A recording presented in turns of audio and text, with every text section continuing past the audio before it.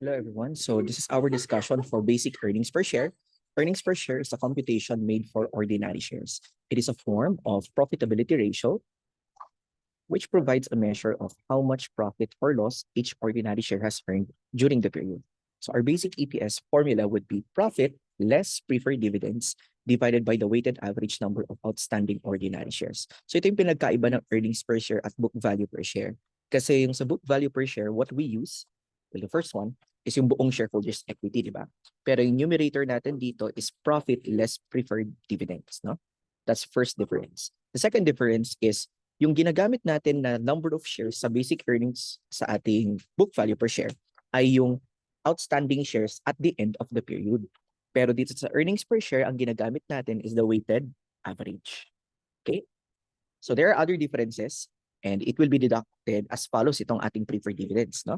If the preferred shares are cumulative, then 1 year dividend is deducted whether declared or not.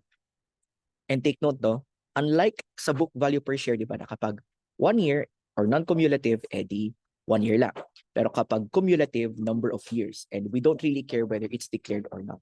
Pero dito sa ating pag-compute ng earnings per share, laging current year dividend lang yung topic natin, whether it's cumulative or non-cumulative. Okay? That's a huge difference. Let me repeat that para mas matandaan. Again, sa book value per share, ang ginagamit natin is kapag cumulative, number of years. Pero kapag non-cumulative, only 1 year. Pero dito sa earnings per share, ang ginagamit natin pag cumulative or non-cumulative, isang taon lang. So ang focus natin ay kung may na-declare or wala. Pag cumulative, laging may i-deduct whether may dineclare or wala. Pero kapag non-cumulative, we only deduct the dividends kapag may dineclare. Okay? And here's a note. Dividends in arrears are ignored in the computation of EPS. No?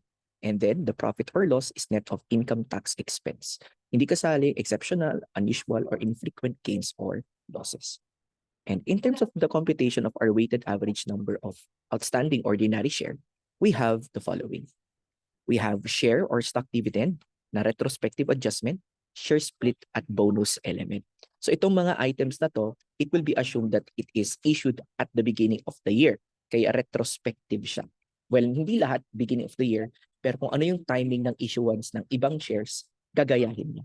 And this is a better, you will have a better understanding of this once we go to our example later on. No? And yun ang kailangan nating tandaan dito. No? Another thing about earnings per share as compared to book value per share.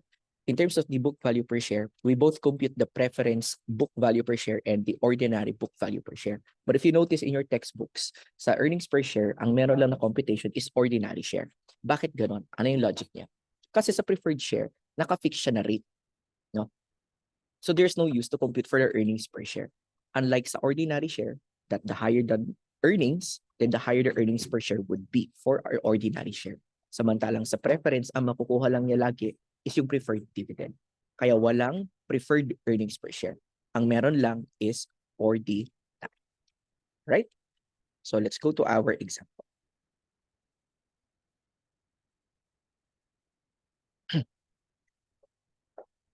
Okay, so at the beginning of 2023, an entity had 100,000 outstanding ordinary shares. In addition, it reported the following share transactions for the year. Okay. So the first thing to do here is to compute the weighted average common shares outstanding. So beginning, 100,000. So this is the shares. And then on 4/1/23, we acquired 10,000 treasury shares. And then on 7/1/23, we acquired 30,000 new shares. Issued 30,000 new shares. Itong 8/31, again, kagaya ng sabi natin sa handout natin, kapag may share split, it is applied retrospectively. So share split 2 for 1. So this is a split up. So times 2, times 2, times 2.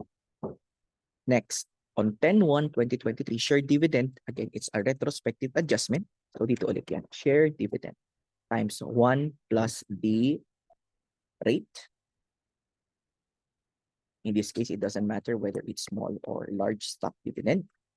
And then on 11/30/23, we reissued 6,000 treasury shares. And then in terms of months divided by 12, the beginning, this is 12 out of 12. And take note of my method here ng pag-compute, no? Medyo iba siya. So, ang kagandahan nito, lagi kang magka-count from the date until the end of the year, until December 31. So, ito, January, February, March. So, 9 out of 12. July hanggang December, 6 out of 12. And then, November 30, so 1 out of 12. Laging ang ending natin is December 31, 2020. So the weighted average is as follows. 100,000 times 2 times 1.1 times 12 out of 12. Negative 10 times 2 times 1.1 times 9 out of 12. 30,000 times 2 times 1.1 times 6 out of 12. And 6,000 times 1 out of 12. So our weighted average common shares outstanding would be 237,000. So now our only concern is yung numerator natin, right? So we have our profit less preferred dividend. And we have each case here. Yung isa, cumulative, no declaration.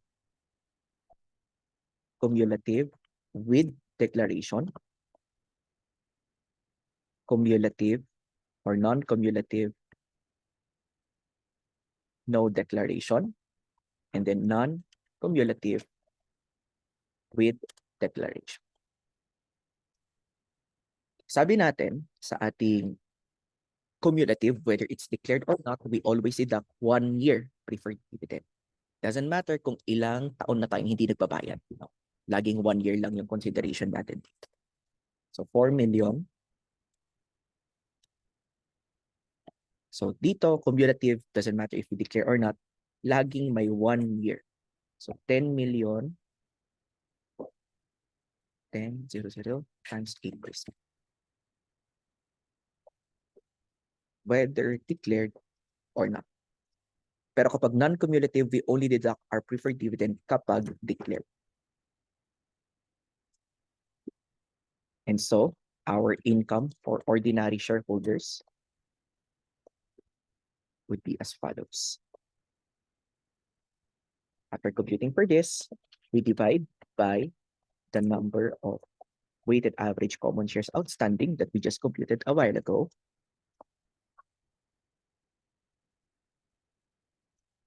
Which would be the same for every situation.